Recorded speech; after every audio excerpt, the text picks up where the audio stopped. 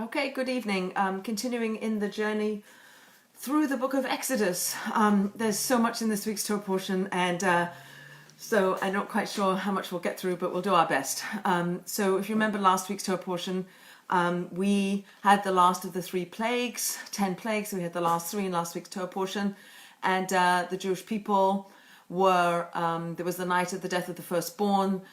Pharaoh's coming to find Moses, send the people out, get rid of these people, get rid of all these plagues, get rid of all this death, rid of all this destruction that's happening in the land of Egypt. And Pharaoh is ready to let the Jewish people go.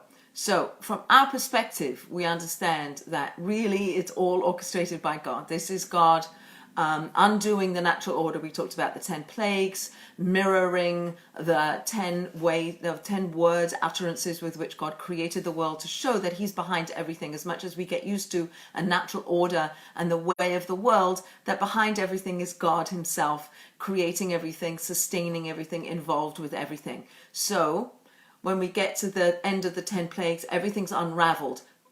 God himself came down and I'm not sure if this is a word, smote the firstborn of Egypt. Everything, all this death, all this pain, all this crying, like intense existential crying of loss of the firstborn.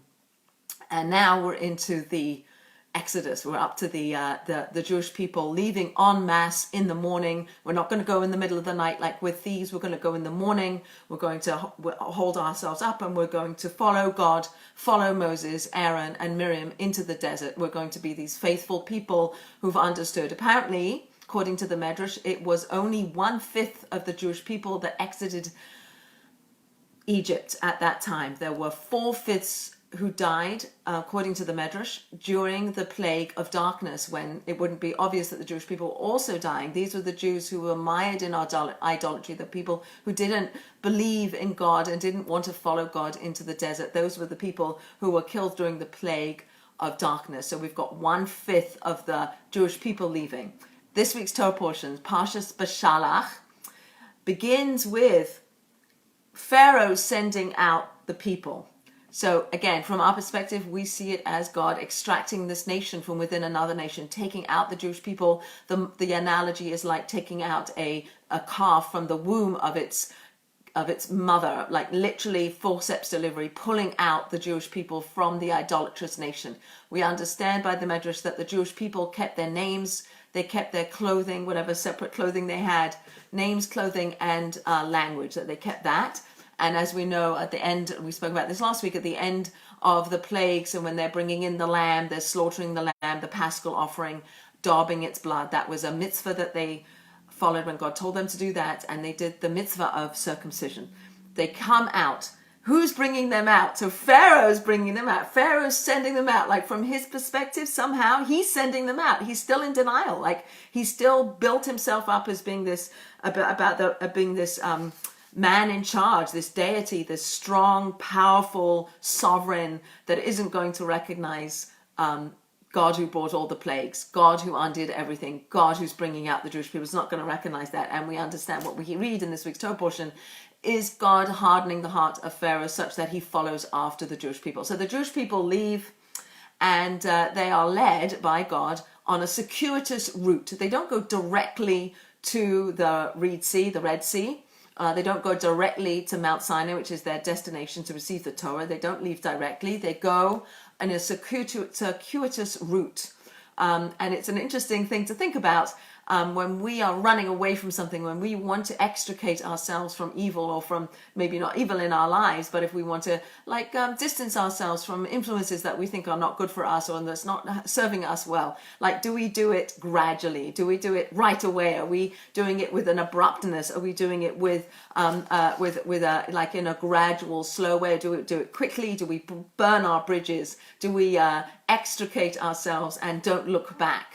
So these people who are leaving, some of them are, very strongly believing in God, Jewish people. Some of them are what's called the Erev Rav. They're the Egyptians that wanted to go along. They sort of went on the coattails of the Jewish people. They went with them. So it's a little bit the mixed multitudes, they're called. went out with this Jewish people, and they're following Moses and Aaron. They have faith. They're going in a circuitous route, such that they don't have a way to go back. They've cut off their bridge. They don't have a way back, right? So sometimes when we think about, like, do we go the short way? Do we go the long way? Sometimes the long way might be the shortest way. So that sounds oxymoronic, but sometimes if you want to get somewhere, the best way isn't to go the shortest way, because the shortest way might have temptations. It might have things in the way that could derail us and send us in a different direction or send us back. So what's happening to this Jewish people that's being formed as a nation? Obviously, we were a family, and then we became enslaved. We became a nation. We're coming out as a nation. We're coming out as a people, as an Am Yisrael, and we have to learn how to not be slaves anymore. Okay, maybe, we have some kind of identity because of our language and our names and our clothing, but we also were mired in idolatry. We have to undo that. We have to undo the slavery that we had endured for many hundreds of years, and learn how to be a free people. Learn how to attach ourselves to the one God. And this is the lesson. This is the travel. This is the journey. Yes, it's a journey to the desert to get the Torah at Mount Sinai and then get to the land of Israel, but the journey is a progression, is a way to grow and to become the kinds of people that merit to receive the Torah, that are the people that are going to receive the Torah. Everything that was done with the plagues and everything was done without any involvement of the Jewish people. But now the Jewish people have to kind of like become partners with God. We're not just going to sit back and let everything happen to us. We have to like act. There has to be a certain amount of action. And one of the things we did was follow Moses into the desert, right? We don't know what's going to happen. We don't know where we're going. I just mentioned last week that I watched this movie Harriet, about Harriet Tubman, and how many of the slaves in the era when we had slavery in America didn't want to leave their masters. They wanted to stay. They were used to that. It was something they knew. They were scared of going into the future, right? So here we are, like, are we scared of change? Are we scared of moving on? Are we scared of like undoing things that aren't working for us and finding things that are going to allow us to really attach to what's real and to do good in the world? Like, so, in our own lives, obviously when we get to Passover, we think about it a lot, like what is holding us back, and how do we really be the kinds of people that we have the potential to be, and what kind of people do we want to be? What's going to add meaning to our life? What is meaningful in our lives? What's real and what isn't real? And before Moses leaves, he says that he's going to take the bones of Joseph. So Moses took the bones of Joseph with him. So while the Bnei Yisrael, while the Am Yisrael, while the Jewish people are collecting gold and silver from the Egyptians, which is something that they were told they were allowed to do and they should do, and the Egyptians were giving them gold and silver, what was Moses doing? Moses was going to find the bones of Joseph and bring them out with him. And there's an amazing medrash where he goes, apparently Joseph's bones are in a coffin and they're sunk into the river Nile. And Moses goes to the river Nile and he throws in a piece of metal on which is written the words of the name of God, and uprises the bones of Joseph, and he takes them with him. So he's looking for these bones. That's his mission right now. That's what he's doing. And it's an amazing thing to think about. What do we spend our time doing, right? So the Jewish people there are amassing wealth, and that's good, and they needed the money and they needed the wealth, and they're going to build the tabernacle later on, and they need this stuff.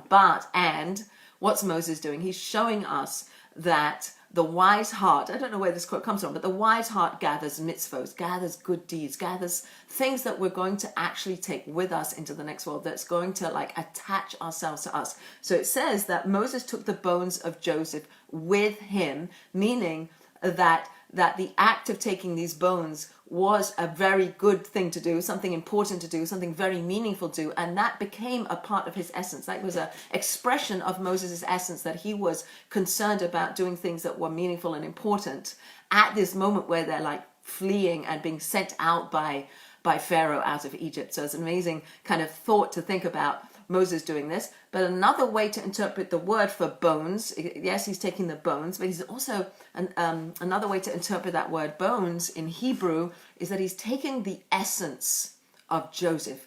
The essence of Joseph, how he was, what he was the personification of, that's what Moses took with him. They became him. So yes, we understand that Moses was the most humble of all people, and we say that. what was Joseph? Joseph was Yosef Hasadik. He was a righteous person. We go back to the story where he's being seduced by Potiphar's wife.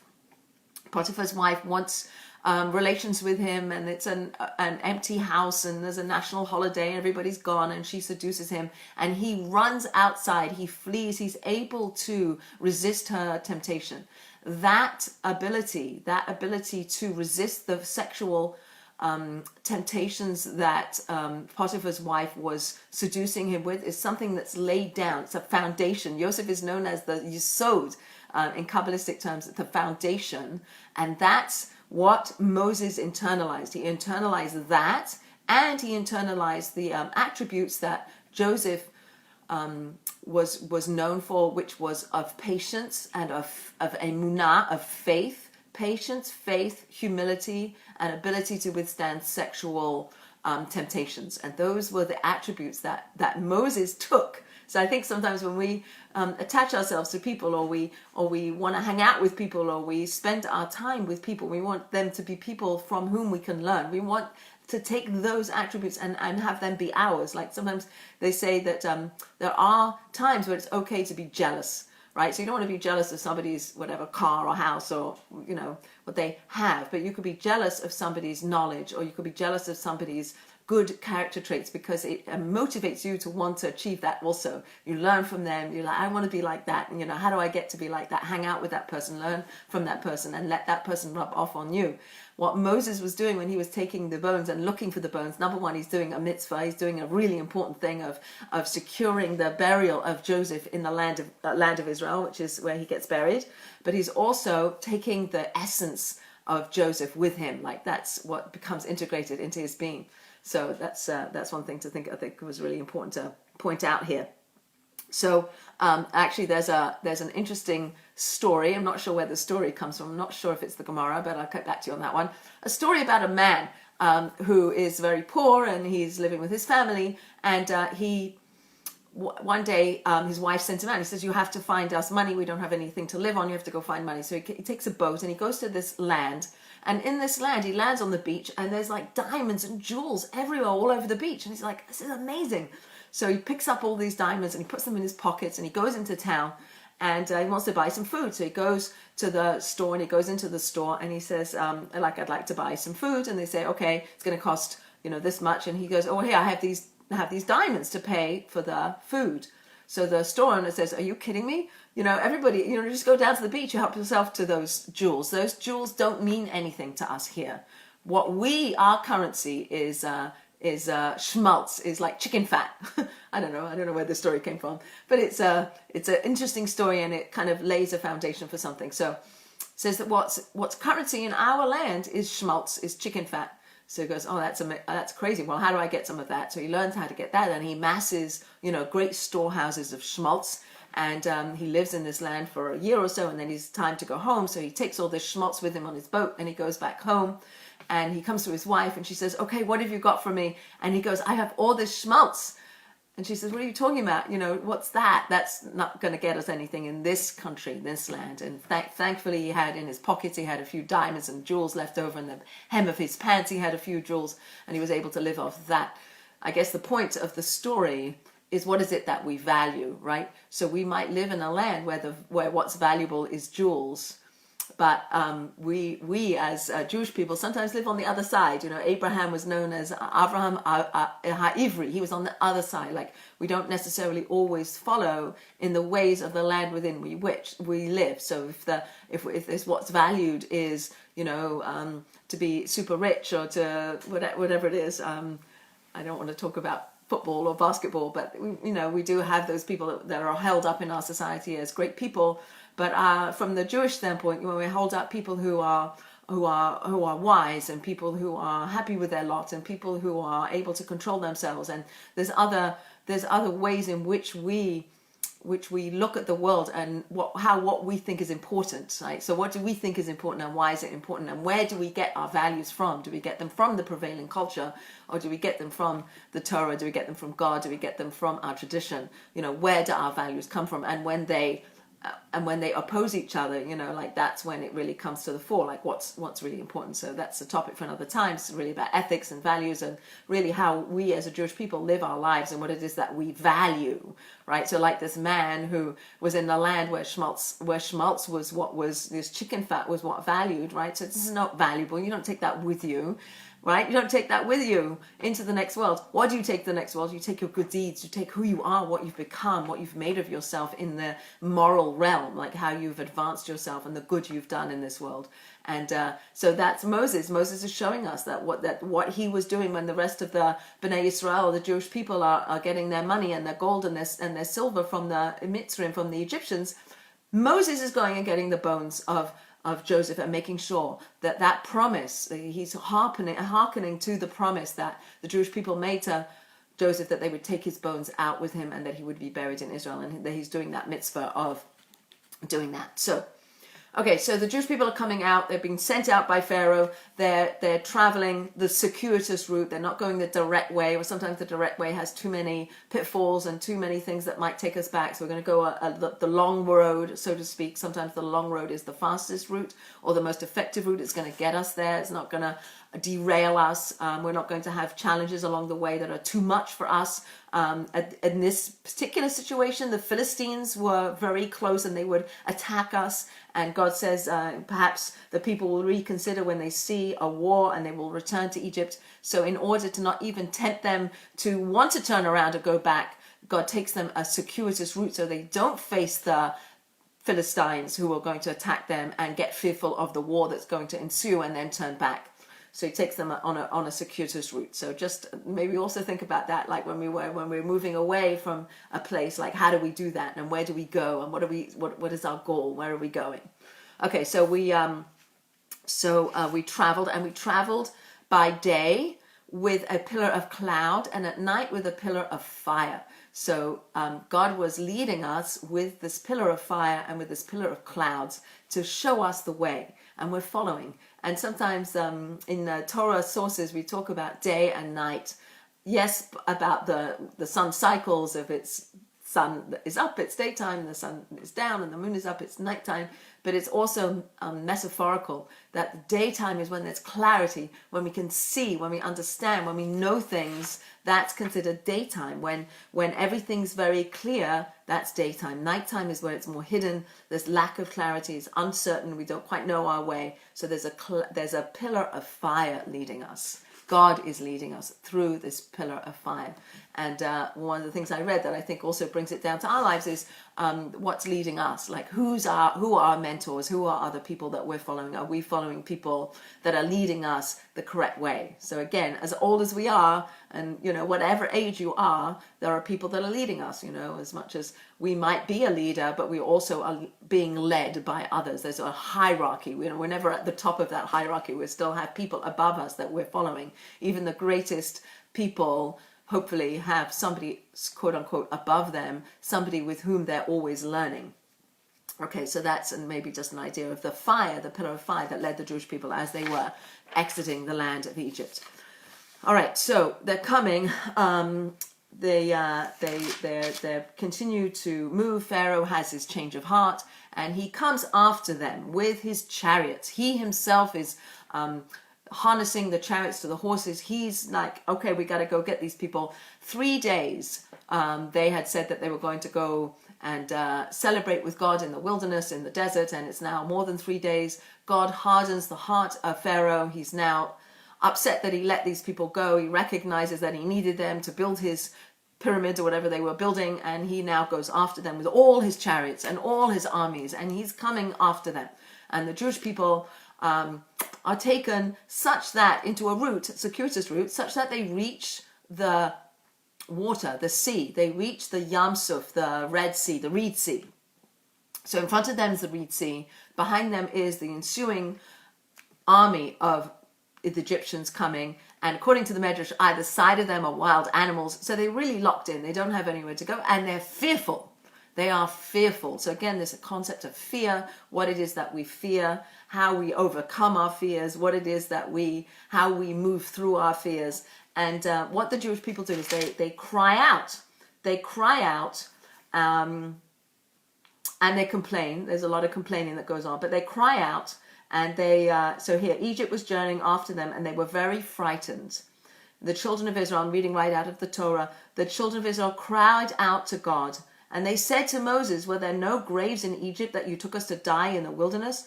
What is it that you have done to us to take us out of Egypt? Is this not the statement that we made to you in Egypt, saying, let us be and we will serve Egypt? For it is better that we should serve Egypt than we should die in the wilderness. So their complaints are really deep. Like, what are you doing? And why are we here? And we're going to die, and we're frightened, and we're still have this slave mentality. We're still not 100% in. We don't really know what's going to happen. We're faced between the Mitzrayim, the Egyptians coming behind us, and the sea in front of us, and the wild animals on either side. And Moses said to the people, don't fear. Do not fear. Okay, this is very important for our lives. Like, what do we fear? What are we fearful of? How do we overcome our fears? Do we have faith that things are going to be okay? Is there okay? Do not fear, stand fast and see the salvation of God that he will perform for you today. For as you have seen Egypt today, you will not see them ever again. Hashem will do battle for you, and you shall remain.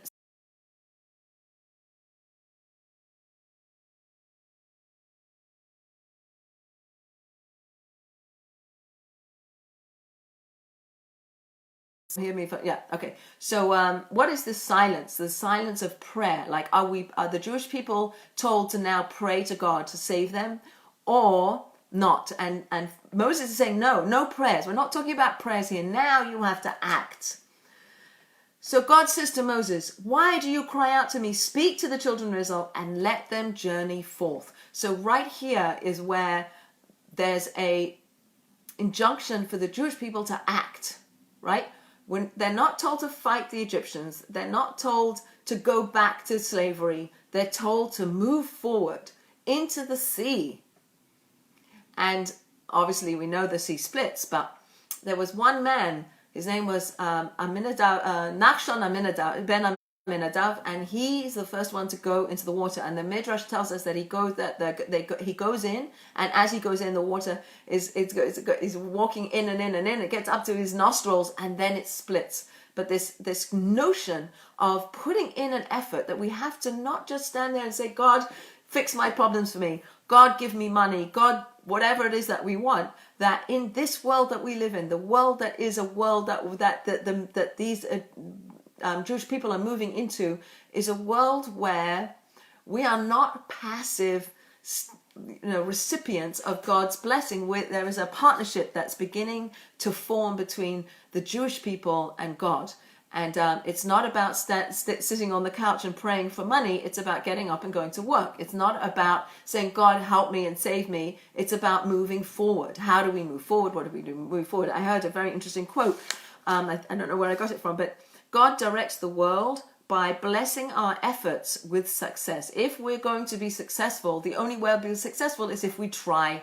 Right? So we can't be successful if we don't try. You can't win the lottery if you don't buy a ticket, one ticket. You don't have to buy two tickets because it doesn't change your odds. Are you going to win? You're going to win. If God wants you to win, you'll win. One ticket. But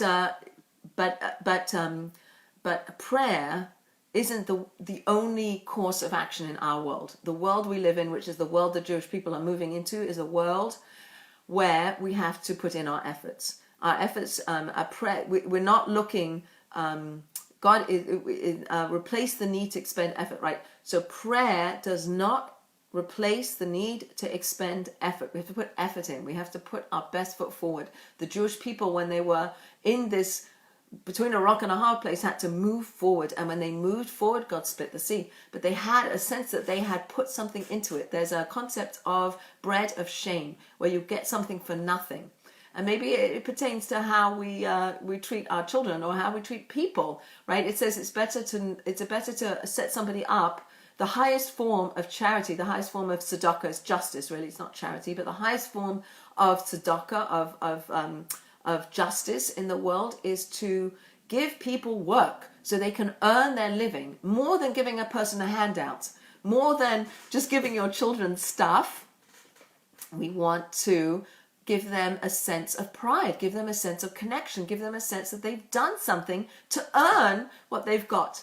right? So this is the time where God is telling the Jewish people, don't just cry out to me. This is not the time for crying. This is the time for action. This is the time for you to move forward. When you move forward, the sea will split, but you have to put the effort in first. I'm not going to bless your moving forward with success till you move forward.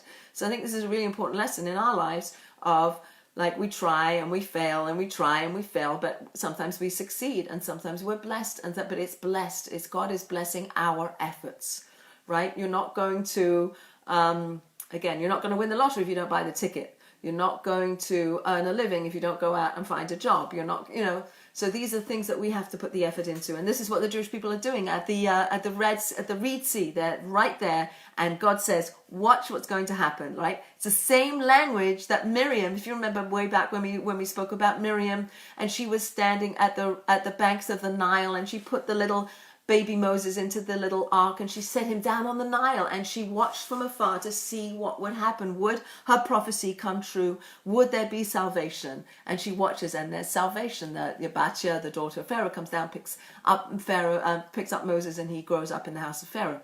What's going to happen to the Jewish people? Stand and watch, but move forward. You have to move forward. Why do you remain silent? Why do you cry out to me? You have to journey forth. And that's what they do. And so it's really important to understand that. So what happens? What happens? We know what happens. The sea splits. The wind comes. It splits. There's dry land and there's water on either side. So let's go back to the first time there was separation between waters that created dry land on day 3 of creation. I'm going to read you day 3 of creation back in the book of Genesis. God said, let the waters beneath the heaven be gathered into one area and let the dry land appear. This is after there was separation of waters, upper and lower waters. That was on day 2. On day 3 of creation, the waters beneath the heaven, that's the waters in our world, the seas, the oceans, right, gathered into one area, and the dry land appeared. Who's going to live on the dry land? All the animals, all the vegetations, people, us, right? God created a dry land in order to create a makom, a place for people to live, right? And it's what's happening here. The water split. There's walls of water either side. There's dry land, a place for people to move forward. And they move forward. And the Jewish people move in, and the Egyptians come behind them, if you remember. And you probably all know that what happens is that the waters close in, close back down. They go back to their natural state, back to being one. And the Egyptians are churned. The language is that they're churned up. The horse and the rider. There's a lot of imagery of the horse and the rider. So just sidebar comment about horse and rider. The horse is, in Kabbalistic terms, the physicality of a person. It's our body. It's our animal side. That's the horse. And who's riding on the horse? Our soul, our essence, our divine breath that animates us, that gives us transcendence. That's the rider. Hopefully we're people where our body, our horses aren't what's leading us. It's our soul is leading us, not our bodies, right? So what's happening with the Egyptians is they're getting swirled up. The horse and the rider are churned up, and the language that is used is that some sink like lead, some sink like stones. I guess lead and stones must sink differently and go down differently. And some are like straw, and they churn up and down, up and around and down. And the Jewish people saw the Egyptians, some of whom died by being churned up like straw, some of whom died like being like lead, and some like stone, meaning that those Egyptians who were the most cruel and the most evil and the most horrible and wicked people were the ones that were like straw, and the ones that sort of went along and were a little somewhat nice, but really, like, I don't know, like they weren't as evil as the evil people. They did bad things, but they weren't as evil, that they went down like lead, right? So there was a sense of justice that the Jewish people could see, that the Egyptians that were truly bad were like the straw, and they had a worse end than those that went down like lead or like stones, or different kinds of ways in which the Egyptians were punished, and the death that they endured, the way in which they died, was different depending on how evil they were to the Jewish people. And the Jewish people saw that, and they understood that what God was doing was, it's called Mida Keneged Mida. It's measure for measure. That the demise of particular Egyptians was tailor-made for how they acted towards the Jewish people. And so that's what the Jewish people saw. And what they saw was a complete revelation of the oneness of God. So we don't talk about this a lot, because we talk about the revelation of Mount Sinai, which will be next week's Torah portion. When we get to Mount Sinai, when we receive the Torah, there's a revelation of God on Mount Sinai. What we don't talk about as much is the revelation of the oneness of God here during the splitting and the coming back down of the Reed Sea, when it churns up the Egyptians, when they're killed, when there's this divine justice, when there's the Jewish people come out the other side. Actually, they don't come out the other side; they come back the same side. It's incorrect that they didn't go from one side to the other side. They actually went in and then came back out the same side they went in. But what they saw was God opening up the seas, separating the seas like he did in creation, creating a dry land for the Jewish people to go through, and then closing it back up on the Egyptians, and they were all killed, and all their spoils, all their wealth, all their jewels washed up, and the Jewish people took all that. There is a debate as to whether Pharaoh was killed. Some of the commentators say he wasn't killed, that he didn't die, that he went off and lived the rest of his life somewhere else. But it doesn't really matter. What we're learning here is the clarity that the Jewish people had when this whole thing happened, when the sea split and then it come back. And what did the Jewish people do? They sang a song. They sang this song. It's called Az Yashir.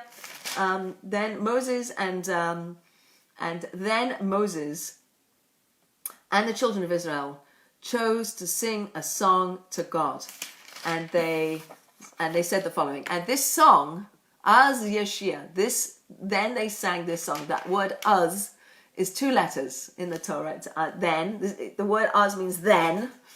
Then they sang this song. Then, what's then? Then is now, and then is an allusion to the future. In the future, we're going to sing Az, then now, and then in the future, we're going to sing. And Az is made up of 2 letters, an Aleph and a Zayin. An Aleph has a numerical value of 1, and Zayin has a numerical value of 7. And when you add 7 and 1, you get 8. And 8 is above the natural order. 7 is the days of the week. 7 is the colors in the rainbow. 7 is the notes on a scale. 7 is the order of our world. 8 takes you beyond that, takes you into the supernatural. What was happening when God did all this is he's showing the supernatural, right? You have a natural world, and God can change it, and he can move it, and he can change, and it can be above nature. The Jewish people are above nature. The fact that we even exist today is supernatural. It's not the way of the world that this little nation called the Jewish people should be here, and we should survive and thrive and be who we are and bring to the world what we're going to bring. And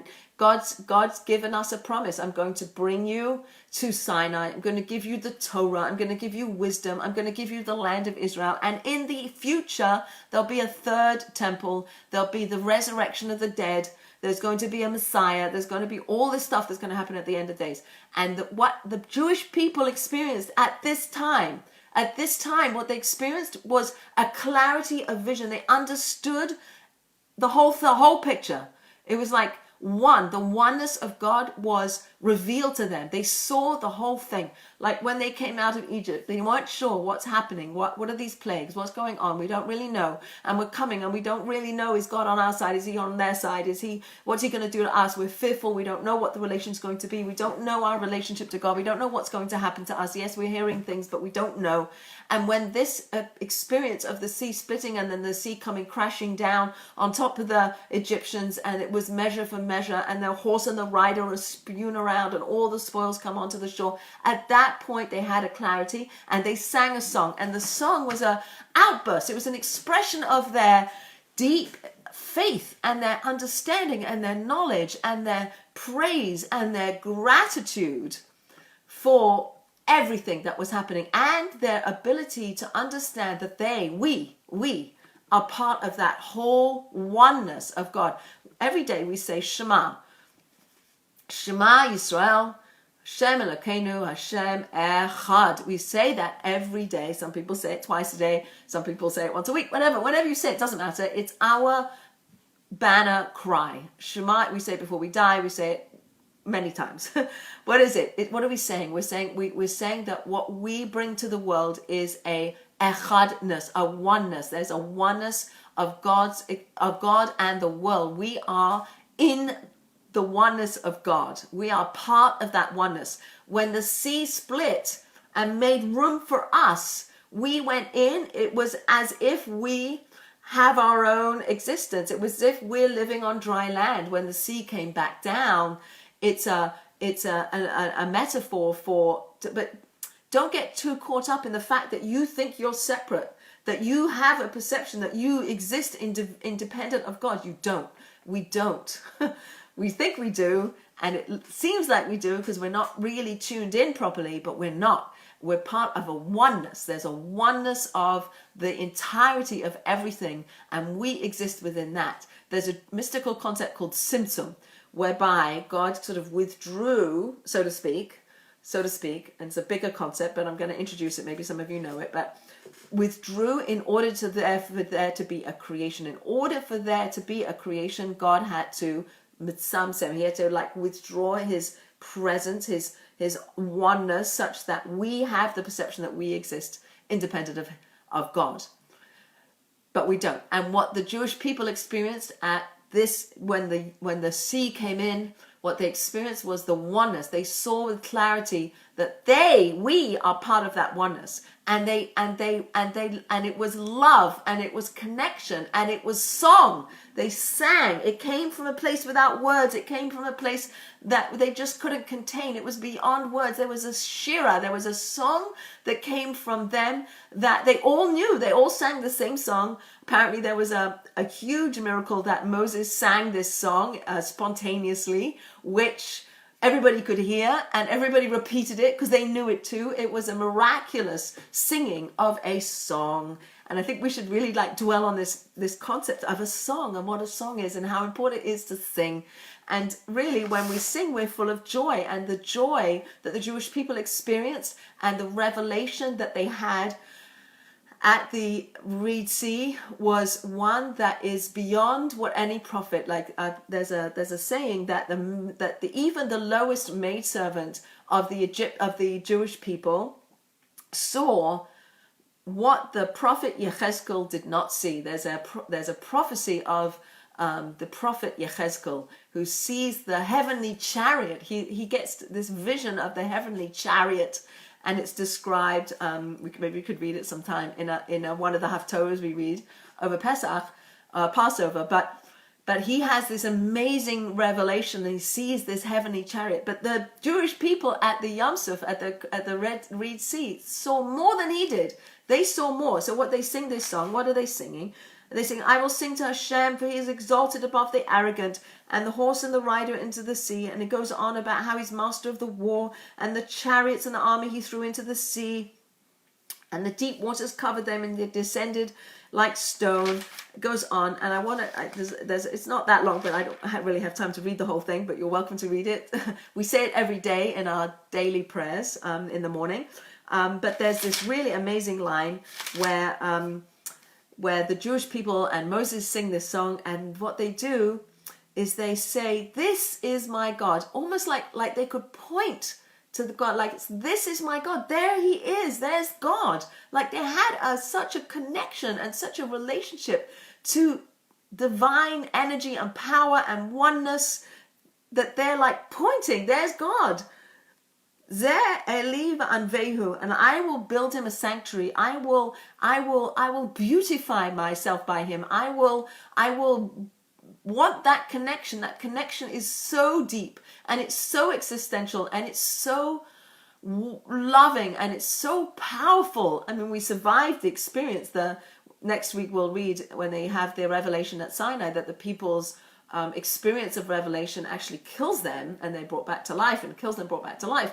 But that we don't read about that here, but we do read that they had this connection. They experienced a connection to the divine oneness that was beyond any experience we've ever had, which is probably why we read it every day, right? We might read the words of Az Yashir, of this song that was sung at this time when the horse and the rider were churned up and the Egyptians were killed, etc.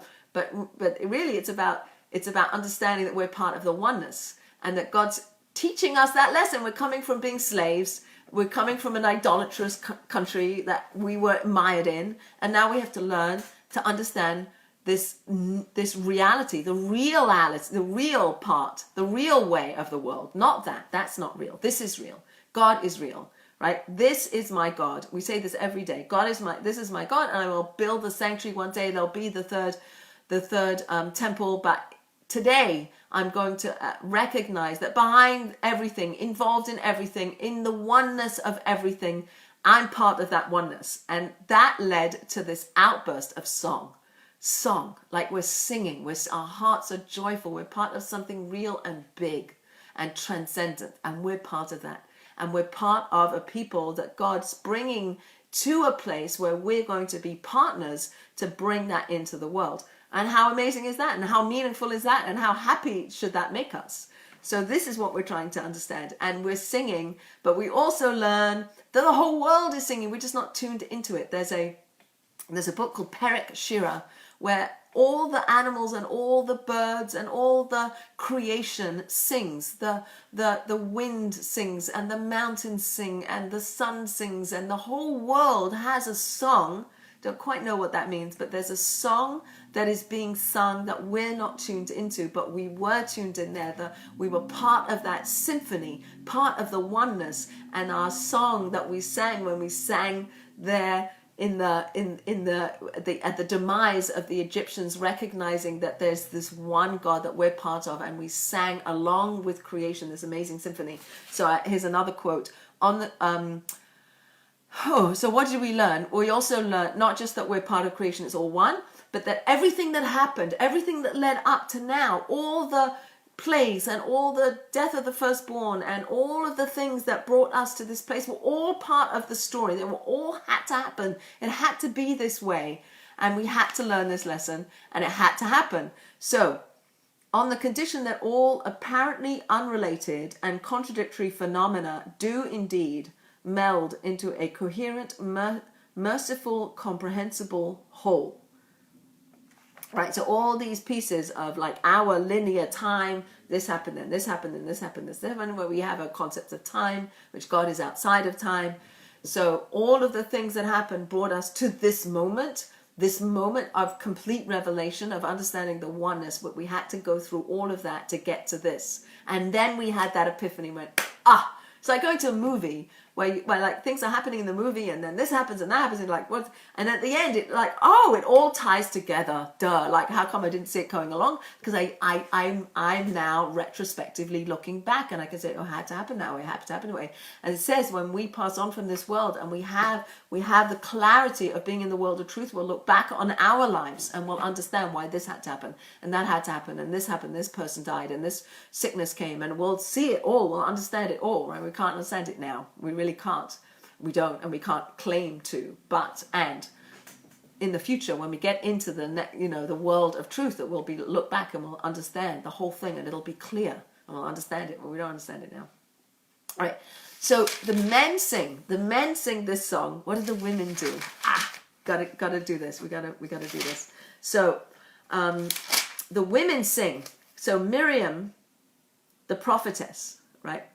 It says right in the Torah, Miriam the prophetess, the sister of Aaron, took her drum in her hand, and all the women went forth after her with drums and with dances. And Miriam spoke to them, and she said, "Sing to Hashem, for he is exalted above the arrogant, having hurled horse with its rider into the sea." That's her song. That's the women's song. The women are dancing. The women are using instruments. The men are just singing with their voices. The women are using instruments. The women have an external aspect to their joyous song experience, and they dance, and they have these drums, these tambourines. They brought with them because they knew that this was that good was going to come, that they were going to move into a good place. They were going to have, the salvation was going to happen. They had faith, and they brought their drums and their tambourines with them. And they sang and they danced in circles. It's a beautiful metaphor, not a metaphor. It's a beautiful understanding of women energy. Love it. Women energy of circles. Circles where we're equidistant. Nobody's more, nobody's less. Everybody's in the circle. We're dancing together. We're all equidistant from each other. And we're going in circles. We're going in circles. We're going around and around. So I want to read you a lovely poem my friend Chaya Lester wrote about dancing in circles, because it is perfect for this.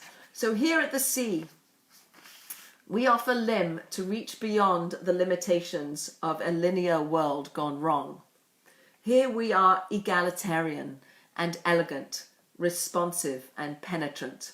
For the secret encoded in our circular chorus will speak for generations of a new paradigm of being, of how to be connected and conscious even amidst conflict, with a promise of resolution through attunement to the circle of life, to which we are all enchained, and our dance will evoke an approaching era when the ailments born of institution and competition will dissolve into equality and common dignity, for all will incorporate regardless of position on the no longer existent ladder of hierarchy. Our circle will model what it is to be fully embodied in the present, a servant to the womb of the moment, with no future tense impending and impeding the flowing rhythm of our spin. Here we are, free from the hamperings of will-be's or has-beens. Temporality is our temple in this circle, where all is ample and transparent. Ours a choreography of equality, inclusivity, and bringing all of me into the welcome crucible of community. I had to read it because I love her poetry so much. Chaya Lester, big shout out for her. But the idea of circles, the idea of singing, the idea of equality, the idea of being able to bring a new kind of energy into the world. So as much as the men are singing as Yeshua, and we say it every day, it's a voice, right? We're dancing, we're singing, we're in circles. We're introducing a different kind of energy, a circle energy instead of an arrow energy, right? So the women are more about bringing the potential and actualizing it. Being the word for a woman in Hebrew is isha, has a hey on the end, and the word for man is ish, which has a yud in the middle of the word. So men have it all inside, and the women are a little bit more on the outside. So I don't want to go into that now, but I want to bring out the point that our dance and our circle and our ability to bring a different energy was one that Miriam the prophetess, and how amazing for her, like she was standing at the banks of the river Nile, as we just mentioned, how she's watching to see what will come of her prophecy. She had a prophecy before Moses was born that meant that she went to her parents, who had separated because they were scared of having children in the enslaved land of Egypt. She didn't want to have, her parents didn't want to have children. They separated. She goes to her parents and she says, I have a prophecy. You have to get back together. The savior of the Jewish people is going to come from you. You have to get married again. You have to have children, because from you will come the savior of the Jewish people. So when we're going to kill these 3-month-old babies, we're going to kill these newborn babies, and Moses is 3 months old. He was born 3 months premature. Now he's 3 months old. He's put in the Nile, in and that. She's standing at the side of the Nile to see what will become of her prophecy. What will happen? How's the prophecy going to come true? And now when she's standing at the banks of the Red Sea, and the Mitzrim and the Egyptians are gone. They are gone. We'll never see them again. They are dead. They're drowned. All their spoils come up on the shore. We are beyond. We're going forward. Miriam understands this is her prophecy has come true. Moses and Aaron and herself, but Moses has saved the Jewish people. It has come true. Her prophecy has come true, And now she's so full of joy, right? We're full of joy because we're seeing God and we're understanding the oneness that is all of creation, that we're part of that oneness, that what blocks us, all the things that block us were opened up. We could see through the wall that was all opaque. Now it's see-through. We're in a room with tinted windows. Now the windows are clear. We can see the reality. We can see why it all had to happen the way it did. We are one with it all. And it's an experience that we had to go through to understand that we want more of that. We want more of what we had at the Red Sea. So we're going to Sinai. We want to get to Sinai because we want more of what we had at the Red Sea, at the Red Sea. We want more of that, right? Which is why in our prayers, those people who are familiar, the morning prayers include songs of praise, which end with this song of Az Yashir, of the song that Moses and the men sang. This Az Yashir, we say that every day. And then we go straight from that into the Shema, which is proclaiming the oneness of God, right? And then we, move into the standing prayer. But before we get to the real Shema, that experience of revelation at Mount Sinai, we had to go through the experience of what happened at the Red Sea. And it's really important to bring that out and say, this is what we experienced. We experienced this oneness. And that oneness led us to sing and to be in this symphony of the world that's singing all the time. I don't know what we'll ever hear right now. We can't hear it, but we want to hear it and we want to know it's here. There's also a Gemara that says every day there's a bas kol, there's a voice of God that comes out into the world. We can't hear it because we're blocked, our perceptions don't perceive it, but they were told that every day the heavenly voice comes down and it's introduced into the world. We just don't hear it. Just like we don't hear the whole of creation singing this symphony of praise to God and this sense of attachment and oneness. So when Nachshon ben Aminadav, when he walked into the Red Sea and we all went after him, we're partners. We're now grateful that we are partners with God in this whole, relationship, that we're going to be attached to God for the rest of our existence, and that what's real is this connection to God and godliness. All right, and that's our yearning. That's what we're yearning for. So they continued beyond their experience at the sea, and now they're going to head towards Mount Sinai. So what happens? They go for 3 days, and now they're thirsty, and now they start complaining. So again, we had a spiritual high. Whenever you had a spiritual high, and then 3 days later, maybe at the end of Yom Kippur, you're on this spiritual high, and then the next day you're complaining, or the next day you're doing something that you didn't want to be doing again, and now you're doing it again, right? Okay, so we're human, and we know that we're human, but the question is, or the challenge is, to have these amazing experiences, to have spiritual experiences, to have things that take us into a different realm, so to speak, and then hold on to it. How do I hold on to it? How do I hold on to that inspiration? What do I do? What is my plan? What is my plan? So they travel for 3 days, and now they start complaining about the water, and they get to this place where the water, where there's let me see if I can find it.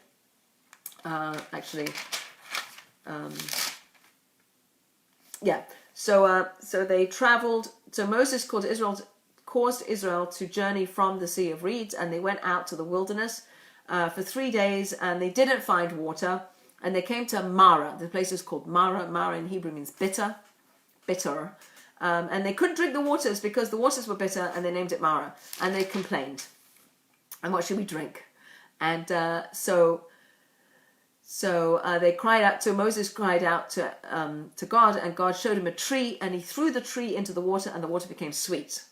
Okay, so mystically, the tree that he threw in to that water was the tree of life from the Garden of Eden. Ooh, I love these things, like how they all connect back. But the tree of life, there was a tree when Adam and Eve were in the Garden of Eden.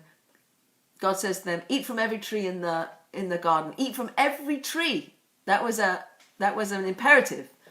God wants us to eat from the world. Enjoy the world. Enjoy the physicality of the world. Eat, drink, enjoy it.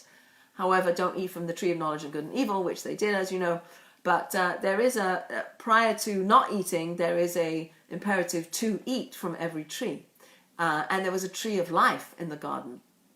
And that tree of life, according to one interpretation, was what? Moses threw into the water. So this water that they couldn't drink because it was bitter became sweet. But there's another interpretation of what was going on.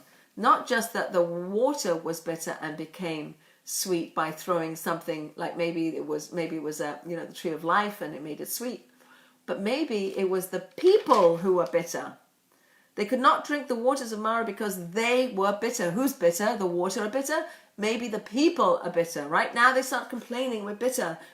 We've forgotten what happened to us. We had this amazing experience. We were on the spiritual high. We understood the wonders of the universe. We were there. We got it. We were singing. And now we're complaining. We're bitter. Stop it. Stop being bitter, right? Like, look at your blessings, and yes, things are bitter. They are bitter, and don't deny they're bitter, but maybe in the bitterness there's some good we can attach ourselves to. We can choose how we think about what's happening to us. Are we bitter about what's happening? Are we able to reframe it and redefine it and look at it in a good way, or look at some of the good things that are happening? Is our glass half full or half empty, etc.? So it's just something to think about vis-a-vis this particular teaching, where what is it that's bitter? Is the water's bitter? We're going to complain about that. Or are we bitter? Are we bitter people? Are we not appreciating the things that we have, even in the fact that there's no water, right? So we could say, please, there's no water, or complain and be bitter about it. So the next thing that happens in the Torah portion is that we don't have food. So God sends rain from heaven. He sends us manna from heaven. It's manna. What is this? What is this food? This is spiritual food. It's food of the angels. It comes from the heavens. God is feeding us from the heavens. It's coming down. And there's a medrash about, if you were a good person, it would come close to your tent. If you weren't so good, it would go further away from your tent. If you were really good, you could eat it the way it was. If you weren't so good, then you would have to grind it up and work a little bit to make it edible. Different stories around what it was, but it was this supernatural food that came out of the heavens. We had to look up, and we only had enough for one day. Every day, this is the day. This day I have enough food. Tomorrow I have faith that I'll get another batch and I'll have enough food. On Fridays they had to collect 2, because the manna did not fall on Shabbat. And we're learning at Marah, we were taught some of the laws of Shabbat, such that when the manna fell on Fridays, we would take 2 portions, and one would be for Friday and one would be for Shabbat. And so we're learning a little bit of Torah before we even get to Mount Sinai. We're learning a little bit of Torah. This food is coming down from heaven, and it's raises questions about where our food comes from. Are we aware of where our food comes? As much as we know, when we make challah, we're very aware of all the ingredients that goes into challah, right? We have all our water and yeast and all the different things that we think about when we put all our ingredients together and we make challah, and we have this bread, and this bread is the bringing together of my effort, or human effort, and God effort, right? God allows the seeds to grow and the water to fall, and we have all our ingredients are God-given ingredients, and we take them and we partner with God and we produce bread. So something to think about in terms of our food. Where does our food come from? It comes from the supermarket, right? When we're really now moving into a plant-based diet, and people are more aware of their foods and where it comes from and blah, blah, blah. But to really think about the fact that underlying our ability to go to the supermarket and buy food and to make beautiful soups and breads and things, but at the end of the day, it's all coming from God. It's all the same as manna coming down from heaven. It's all gift from God. Our food is a gift from God. Look at an orange. There's a meditation. If anybody wants it, I'll send you to 10 minutes of a meditating on an orange. But it's incredible. An orange is incredible. Here we are. Next week is Tu B'Shvat. We're very aware of our environment. We're aware of the natural beauty and the manna, and it's coming down from heaven. So we should know that every day this food is coming to you. I'm sustaining you. I want relationship with you.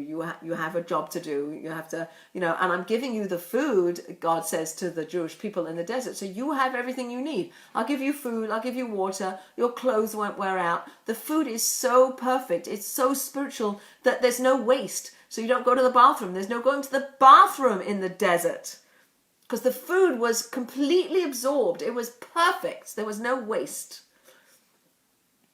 That's perfect food. And therefore, your whole time in the desert you can spend growing and learning and becoming the best you can be, and attaching yourself to God and attaching yourself to the reality of how to live once you get into the land of Israel. So I'm going to give you everything you need, so you don't need to expend any effort to do anything else, but just learn and grow and work on yourselves. That's what you have to do. So maybe in our lives, how much do we work? Do we overwork? Are we also spending time working on ourselves? What's the balance between how much we expend, satisfying our needs, and how much our physical needs, and how much time do we spend working on our spiritual needs, right? That balance, like, for every person it's different, but just to kind of point that out here with the Torah reading about the manna coming down from heaven. One last thought before we end is, at the very end, the Jewish people are attacked by Amalek. So Amalek is our epiphanol. He's the essence of evil in the world, and he attacks the Jewish people, and he comes from behind. And Moses goes up on the hill, and he holds his hands up, and when his hands are held up and the Jewish people are looking up, then the Jewish people, as they fight against the Amalekites, are winning, are ahead. And when Moses' arms get tired and they come down, then they start to lose, so he holds them up. So he goes up on the hill with two assistants either side, one of whom is Hur. Hur is the son of Miriam, Moses' sister, and Aaron. So Aaron's on one side holding one arm up, and Hur, the son of Miriam, is on the other side holding his arm up. And we win. We win, obviously, because God wants us to win out over evil and to beat the Amalekites. But just one thing I heard, very interesting thought, that when Amalek attacks the Jewish people, he's attacking the people from behind, like the older people and the less connected people. And perhaps that's also something to think about. Who are the marginalized people in our societies? Make sure we bring them in. We don't want people to be on the margins. Like, being on the margins isn't a Jewish thing, right? We have to bring people in. We're one. We're Am Echad. We're one people, and we don't want people trailing behind and being on the outsides and vulnerable, etc. We want everybody to feel like they're part of the bell curve. So I've spoken a lot and I've said a lot, and there's a lot in this week's Torah portion. So let's quick recap. Jewish people coming out of Egypt. Pharaoh sends them out. They go a circuitous route. Moses brings the bones of Yosef with him, and they leave. They travel. They come to the Red Sea. The Egyptians, Pharaoh his heart is hardened by God. He comes after them, and God says, "Don't cry out. Step into the Red Sea. Move forward. Put in your effort. I'll save you. Be silent. Don't pray. Just move. Put your efforts in. I'll bless your efforts." And they move in. The sea splits, creates this land, creates space for man to walk through, just like he did in the creation. And then the seas close back in on the Egyptians. The Egyptians are swirled around. They die. The Jewish people watch that. They sing out. They have this song that's spontaneous and symphonic and harmonious, and they're all singing it together. It's a miracle that they sing it together, and they know all the words. And Miriam and her women are dancing in circles with their tambourines, which is where we get that whole notion of women's and tambourines, creating a different energy of circularity and egalitarianism, and enjoying the moment. Let's enjoy the moment where we're in this circle dance and we're all equal. And then they travel on 3 days. They come. There's water. The water is bitter. Who's bitter, the water or the people? And then we have manna coming down from heaven, and then we have the attack by Amalek. So what are we doing? What's happening? We're transitioning from a slave people to a free people, to a people who are above the prophet Yechezkel, who saw and had a revelation of God at the splitting and the converging of the Red Sea. They had a experience of God that transcended anything they'd ever experienced. They realized that this is God. They understood God. They wanted to be part of that. They wanted to continue to experience in the oneness of God. They're eager to get to Sinai, to get the Torah, and And God continues to supply their needs, giving them food, giving them water, giving them clothing. And maybe in our own lives, we have to kind of sometimes like just kind of look beyond the surface and see beneath, what is on the outside, like what's on the inside. On the inside is soul, on the inside is God, on the inside is transcendence, on the inside is something that's infinite, something that connects us to the reality, and working on connecting to that is really our mission. So I wish you all a good week.